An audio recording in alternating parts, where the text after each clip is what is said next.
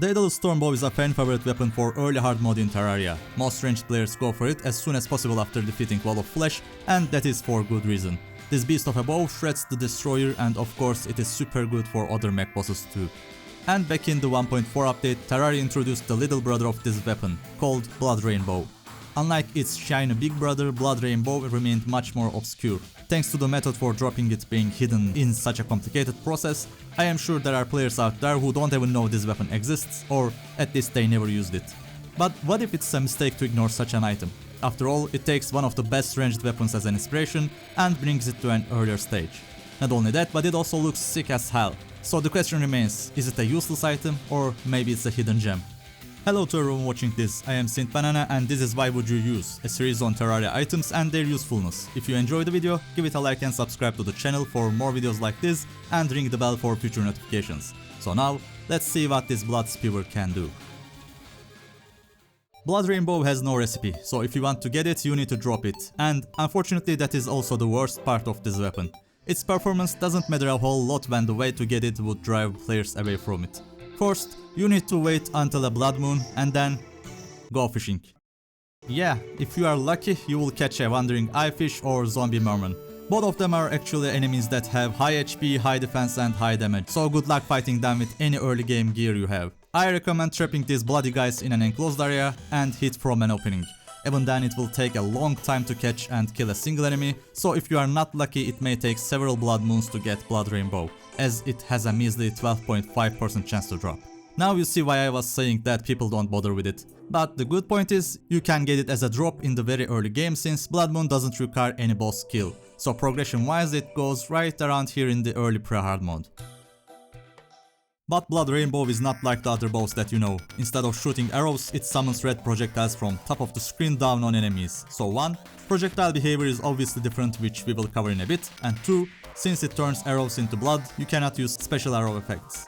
I have tried all the pre-hard mode arrows and the only difference is a change in damage. You can see an average DPS per arrow type on screen now, but take it with a grain of salt, because each use of this bow shoots between 1 to 3 projectiles, so the damage can vary a lot while using it. But since we talked about the projectiles, let's go over the behavior of them. Whenever you shoot, 1, 2 or 3 blood bolts rain down on the cursor. One important point here is that the projectiles do not spawn from the middle of the screen, but instead where the cursor is, so if you are planning to use the weapon, keep that in mind. Also keep in mind that this weapon has shit accuracy, and God bless your poor soul if you want to hit any small enemy because you will miss a lot.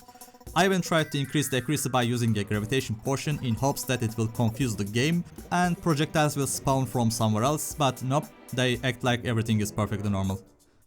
Now if there is one thing we have to talk about when it comes to weapons that rain down projectiles, it is the underground performance. A weapon that you get in early game needs to perform well in the caves because you will spend a lot of your time there. That is why a weapon like Star Fury has its projectile travel through blocks. So I expect Blood Rainbow to do the same and be super useful below surface level. After all, we worked so hard to get it, right? Ha, I don't even know where I am hitting right now, but I know it's not the enemies. Oh look, after trying for a minute I killed a slime, yay! Well, at least now we know the surface is where we will be using this bow. Since now we know that Blood Rainbow is not very useful underground, and its low accuracy makes it difficult to hit any normal enemy, it is safe to say that the best use of Blood Rainbow is against bosses. I have tried using it against King Slime, Eye of Cthulhu, Brain of Cthulhu and Eater of Worlds. You can see the times it took me to kill them on the screen with some basic gear. To be honest, the DPS and kill times were quite good. Thanks to the projectiles quickly raining down on bosses, it is easier to hit them compared to a normal bow and the damage is quite high. When it spawns 2 or 3 projectiles, it is also useful to clear spawns of the boss.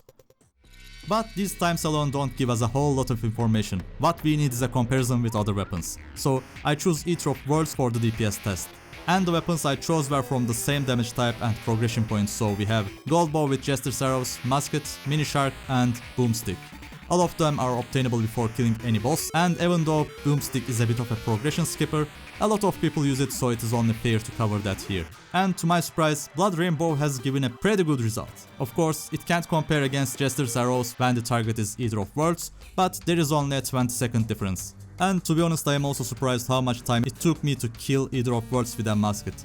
I will normally just use that for this job, but I guess even a mini shark is better on expert difficulty. If you don't have a lot of stars to use for Jester's arrows or do not want to dive into damned jungle so early in the game, Blood Rainbow looks to be a pretty good ranged weapon against bosses in this part of the game. So in the end, if you are willing to spend some time chilling and fishing in Blood Moon and hope to not get murdered by whatever you catch, Blood Rainbow is a ranged weapon that you can go for. Of course, I strongly advise against trying to use it for normal mobs and can't even imagine how you would use it underground, but if you need something to kill early bosses with, then it is very well worth the effort to get it. I fish a lot in early Blood Moons, especially for the other drops from the monsters, such as Money True, and if I get a Blood Rainbow, now I know what to use it for. But how about you? Have you used Blood Rainbow for bosses, or maybe you just forgot it even existed? Let me know in the comments, and thank you for watching. If you enjoyed the video, don't forget to drop a like and subscribe for more Terraria content. See you in the next video and have a great day.